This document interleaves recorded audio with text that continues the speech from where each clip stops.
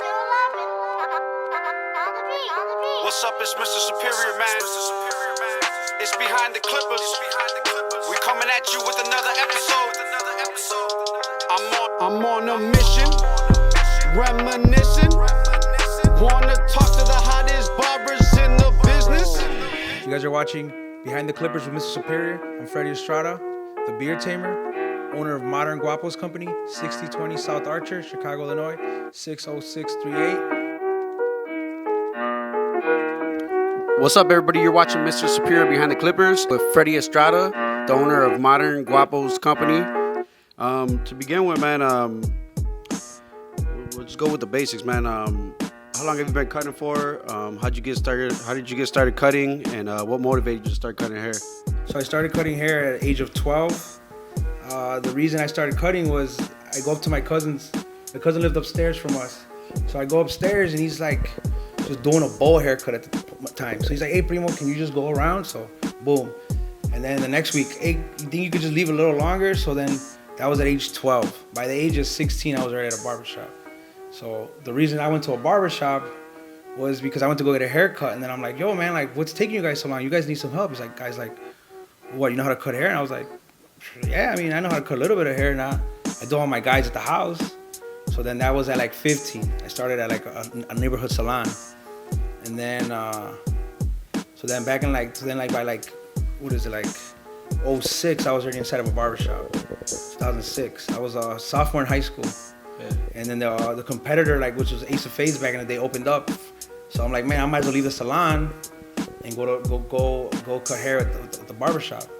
So when I went to go cut hair at the barbershop, they didn't even have a chair for me. I had to like literally wait around. So me and this other barber like borrowed chairs from each other. Like they had just hired me, and I brought two other guys with me just because I wanted to go to that shop, but I knew that I wasn't that good to start off with. So then little by little, in high school, I just blew up in high school. Like I was cutting everybody. Yeah. Man, like that's how I've been. I've been cutting with a lot of people. A lot of like Wallow. I cut with Wallow back in the day. That's how we all know each other. The originals, yeah. All the originals, man. I used to go to every shop. Like Nieves used to be down the street right here. They all started. Castro and them started right here. This shop called Got You Faded right here off Archer, right here down the street. Yeah. And all them guys are, bro, they all got their own shops, everybody. Yeah, we all started in one. Yeah, we all started from the same area. Just I was a shorty. They were older. They were like in their 20s, 22s. I was still like shorty. So to me, I got to see everybody grow up and cut hair. And then I started adapting my skill to their skill. Yeah. You know, I mean, you're younger, man. You know, you look up to these guys. So eventually you want to be good. Now you got a lot of young guys that are good. You know, now I feel like, damn, maybe I'm not that good anymore, but I am good because my clientele level. And how old are you, man? I'm 31. So you're 31, man. I've been cutting hair for like 15 years in a barbershop. Yeah. And you know, you're young, but you're still old school, man. You know, you still got that. You're still one of the OGs, man. You know, because you've been around since such a young age, man. I've taught barbers. I've helped barbers. I mean, there's no hate, it's always love. Like, clients come, clients go, but hey, man, like. And then you guys, sometimes the clients become barbers now. Right. You know, I've had that too, where a client become like he's like kind of too picky. Later on, you find out that they're barbers, so it's cool. So what motivates you every day, man? What keeps you focused to get up and do what you do every day, man? Besides your family, I guess you could say, besides my kid, but honestly, it's the people, man. Like I got people. Like I think my guy told me yesterday, hey, bro, I got my COVID last shot. You don't gotta worry about me, bro. I'm good to go for haircuts at any time, So it's like, like that's what motivates me. Like, anything, man. Like just the friendships, I guess, motivates me. Sometimes it does get a little annoying, like, oh my God, but nah, man, it's dope. Like especially like my clients, I tell them about my day, my life, and they're like, they want to know more about me. But in reality, I'm not that interesting person. I just have a lot going on. Yeah. So they come in and they want to hear what's new in your life and what. Yeah, heck, Freddie, what's new? What's up with this? Like, and I'll ask them what's new. Nothing's ever new in people's lives, I guess. Right. But it is. I want to know, but they just don't want to tell me. So, what's the history behind this shop, man? How did you get started over here, man? What was the whole idea of this? So after I sold the other shop, they tell you should own the property. Because if you think about it, how much money you put away, so I wasn't trying to do that. So I originally tried to buy a house, and I got approved. And I was like, no, let me get a 2-flat. And then I got approved. And then I was like, you know what? what would it be to get at least a storefront and a small apartment? So then that's when I found this. So here I got a storefront, and then I have a small apartment, and I even have another investment property upstairs. So I'm trying here. So it took me 2 years to open up here though. Like City of Chicago was really tough, blueprints, like really tough. But I learned a lot like doing this. Like I did a lot of my own construction, just because I couldn't rely on people. It costs money to do stuff, so if I don't have money, but I got time, then I'm doing my own. So I opened up Modern Guapos in October of 2018. October of this year, 2020. But I bought the building in 2018, so that's 2 years. It took a little while for you to get started up over here. I'm the only one in here. I've been here, but I mean, since I've been able to afford paying my mortgage this whole time for 2 years, I'm just in here rock and rolling by myself till I get barbers in here. Yeah. So I am hiring guys. So if you know anybody or you want to shop, come work with me. Yes, sir. I'll teach you some things. I'll show you the business. I'll help you out. Yeah. And then I started the Beard Tamer back in like 2014. When I sold the shop, 2015. I started the Beard Tamer brand. So I've been branded myself. So now I'm the Beard Tamer at Modern Guapos. Yes, sir. That's what I'm now.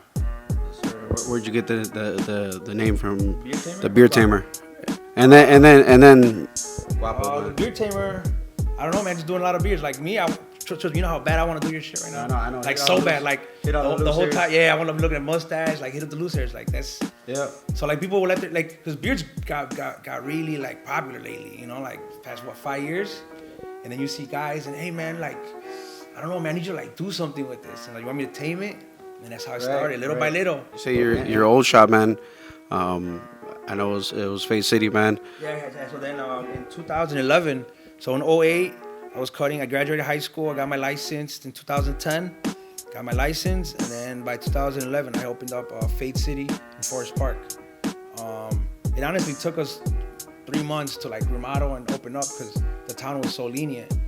So then from 2011 up until 2014 is when I sold it. And then I opened up this one this year in 2020, but I purchased the entire building here in 2018. So how has barbering changed your life? Or has it changed your life in any way? Barbering has not changed my life. Barbering is my life. Yeah. I got barber life tatted on my stomach. I got that when I was 25. And honestly, like, I haven't had a job. I think I worked at a pizza place when I was like 15. I think I did. I worked at a pizza place.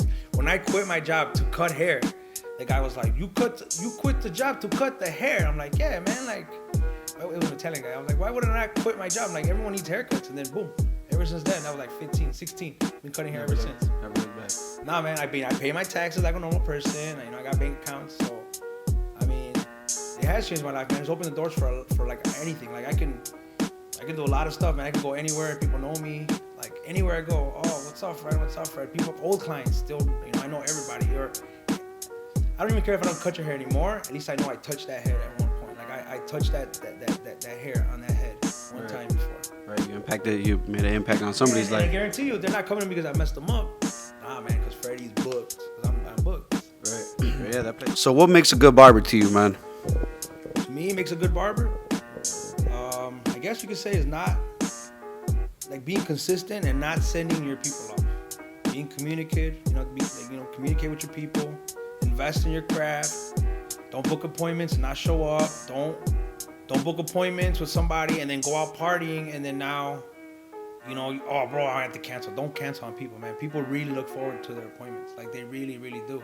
Right. They move, mountains, oceans. They move air. They move whatever they can to be there for you. Yeah. And you know what in my head I always think, man, what are the girls, man? The girls are always yelling something like, "See, I told you not to go to him." So in my head, man, I don't want to hear.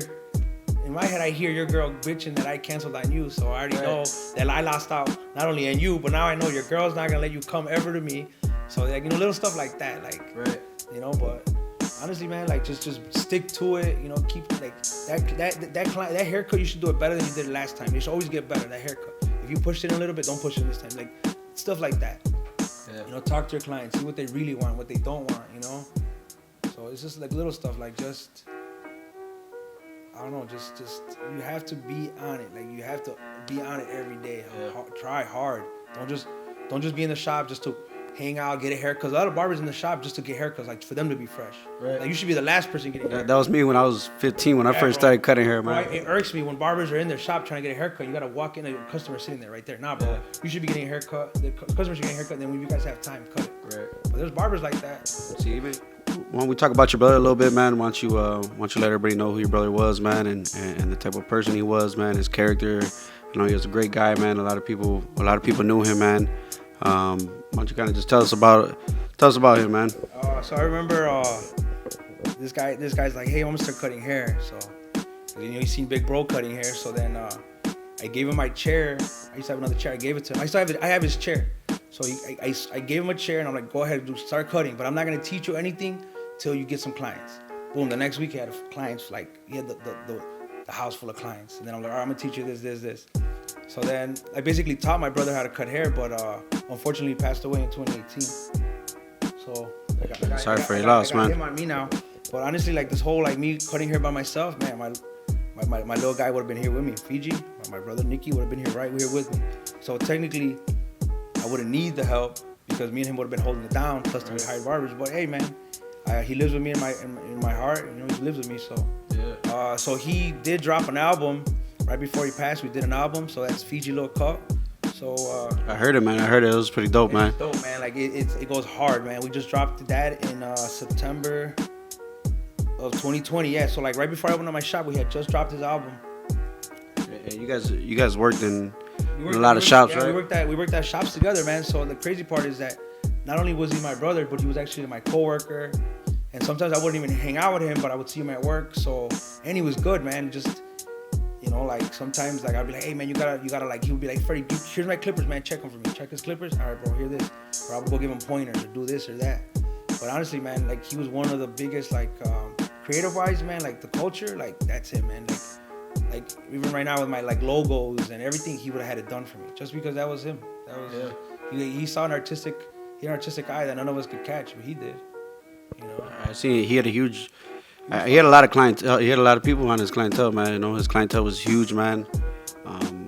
His cuts, bro. His cuts were crazy, man. Was there anything that he would teach? Was there anything he would teach you at all, man? Anything you learned from him? I know you're the big brother, but anything doing, like beard graphics, like he wasn't scared, man. He would just get in there, cut everybody. He would just get in there, man. He was not scared. Like anybody's cut, he'll cut anybody's hair. Recently he did the guy from what's his name? Antoine Fisher, Booby Miles. I got a picture of him. The guy went in there just to get a haircut. My brother, I'll cut his hair. He didn't even know who he was.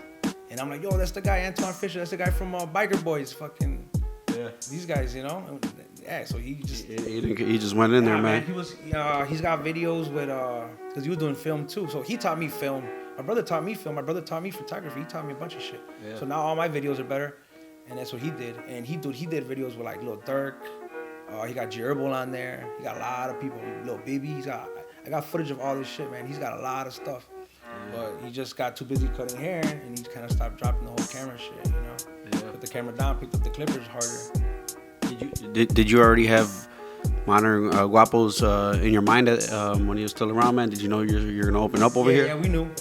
Yeah, I mean, I didn't want to tell him until everything was more official, because the way I did my shop was I just called the owner one day. I was like, hey man, listen, thank you for the opportunity, but I just got approved, bro. He's like, what? I'm like, I'm moving to my own shop. So unfortunately, my dad knew, so I think my dad did tell him, but I wasn't gonna tell him till we were legit, because I already knew him. He was gonna blow his mouth. He was gonna tell everybody like, hey man, I'm gone. Me and my brother gone. He was gonna blow it for us. So he didn't really know us, but man, I got his pictures everywhere here, you know. So So I mean, That's deep, man, you know, but I always think that's dope, man. You know, I got my twin brother, man, and I always wish that we worked together in the shop together. You know, there wasn't too many brothers there was two of them in one shop. Bro, like I would throw him clients. You know, I would literally, hey, that's what, go to my brother, man. People would just jump in his chair. Yeah.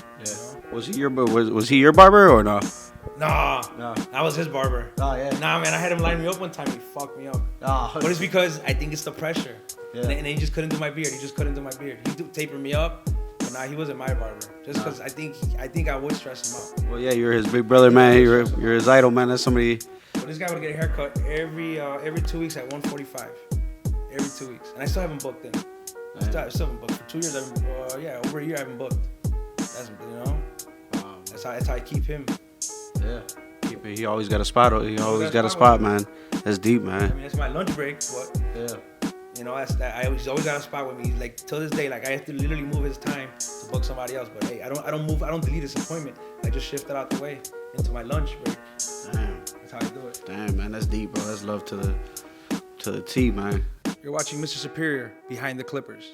MrSuperior Behind the Clippers. Shout out to the label Mobbed Up Inc.